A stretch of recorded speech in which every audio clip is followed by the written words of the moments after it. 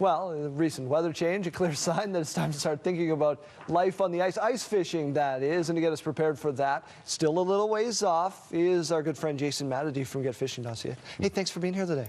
Yeah, not a problem. It's always tricky this time of year. Sometimes I'm like, you know, if the weather's good, it's like, get out one more time, get the boat out, you know, cast from shore or whatever. Now it's like, nah, we better talk ice fishing. And I like this time of year because you bring toys with you.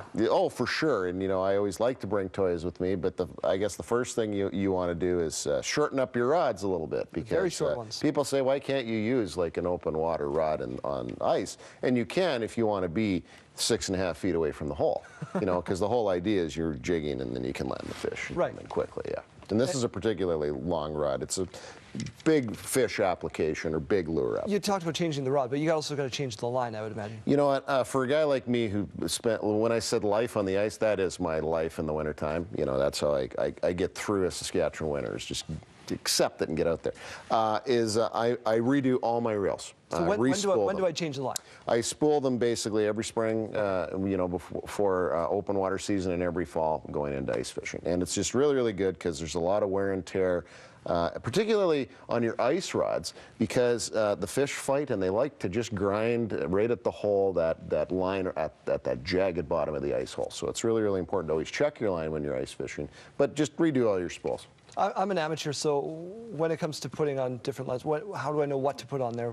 Well, for this particular one, this is a 20-pound braided line. And the thing about braided line is it's very, very thin, so that you can put more on if you want. If you've got like a 20-pound hard-running pike, you've got a little bit of real estate that you can you know, use to make sure that fish stays connected. But it's also important that you have a heavier rod like this so you can jig really, really heavy lures like this plain Jane reel bait spoon that I love so much to bring in those big predator fish like pike, big walleyes, big burbot. The rod that you have over there, that one has 4-pound test line, monofilament line. So that's for your perch, your small walleyes if you want to pick up a dinner. And actually in that video we just saw Jeff, he was fishing with 2 to 4 pound test with the lighter line.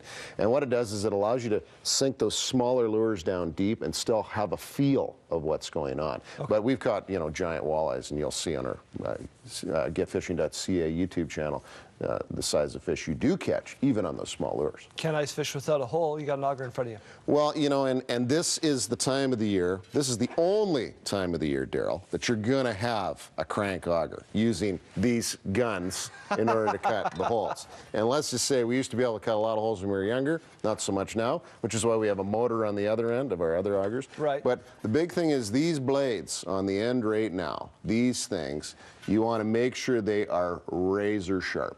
Why? Because they're going to get through the hole a lot more, and you're not going to have to work your guns or your engine so much. So it's really, really important, and obviously for safety's sake, make sure you got the safety guard. All those things you want to check. Very quickly, how do we know when it's safe to get out there?